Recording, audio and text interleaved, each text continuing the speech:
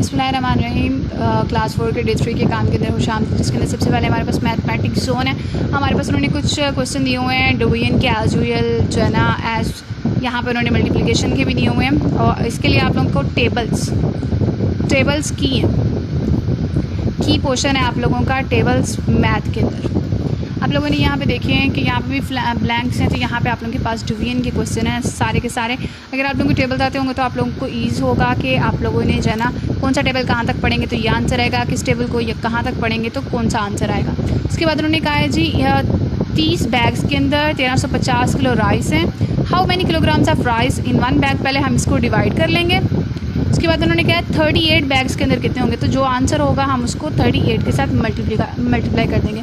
उसके बाद उन्होंने कहा ओशन लाइफ, तो उन्होंने यहाँ पे एक पहेली टाइप दी हुई है, जैसे रिडल उन्होंने दी हुई है। यहाँ पे उन्होंने जस्ट लिखा हुआ है fish with biggest spotted tail. आप इनमें से देखें बिगेस्ट स्पॉटेड कौन है, एस। इस तरह उन्होंने बाकी सारे भी दिए हुए हैं, तो ये लास्ट में बनेगी हमारी रिडल सॉल्व होगी। Why is a fish easy to weigh, it has scales.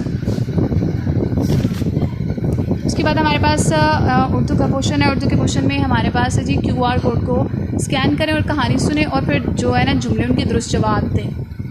यहाँ पर उन्होंने कहा है जी कहानी होगी वो खाने के आदाब के मुतालिक होगी। आप वो सुनेंगे तो आपको इस सारे क्वेश्चंस के आंसर ईजी जो है ना पता चल जाएंगे। उन्होंने कहा है जुमलों को वर्ड से पढ़ें। मैंने कश्ती में बैठकर दरिया की सैर की, नासर टीवी पर पहलवानों की कुश्ती देख रहा था। यानी वर्ड एक ही है, जस्ट उन पर ज़बर, ज़ेर और पेश ये वर्ड्स को चेंज कर रही है।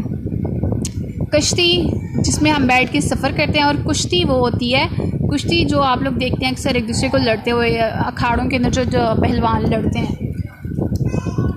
एराब बदलने से मानी में तब्दीली आ जाती है। उन्होंने यहाँ पे अल्फाज दिए हुए हैं भला और भुला। भला हमें दूसरों के साथ भला करना चाहिए, भुला किसी की गलती को भुला देना चाहिए। चूक गलती, और चौक जो गलियों के होते हैं कि मैंने अली को फ़लाँ चौक में खड़ा देखा।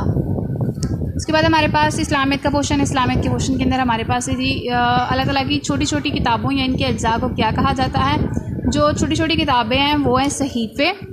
कुरान मजीद हदायत का पैगाम लेकर आया है तमाम इंसानों के लिए। कौन सी आसमानी किताब की हिफाजत का ज़िम्मा अल्लाह ताला ने खुद लिया है, कुरान मजीद का। ये खुद कुरान मजीद के अंदर भी जो है अल्लाह ताला का इरशाद है।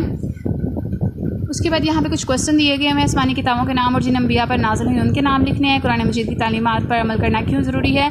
उसके बाद है एक क्वेश्चन, ये आप लोगों ने खुद से सोचना है। नवीद गली से गुजरा था, उसने देखा कि एक जगह कुछ फटे हुए कागज़ पड़े हैं। इन कागज़ पर अरबी ज़ुबान में कुछ लिखा है। नवीद को महसूस हुआ ये शायद कुरान मजीद की सफ़ात है। नवीद को इन सफ़ात का क्या करना चाहिए। अगर कुरान मजीद की सफ़ात हैं तो उसे या तो मस्जिद के जो होते हैं वहाँ पर डिब्बे बड़े होते हैं जिनमें कुरानी वर्क रखे जाते हैं, या फिर उसे किसी ऊंची जगह पे रख देने चाहिए जहाँ पे वो महफूज हो।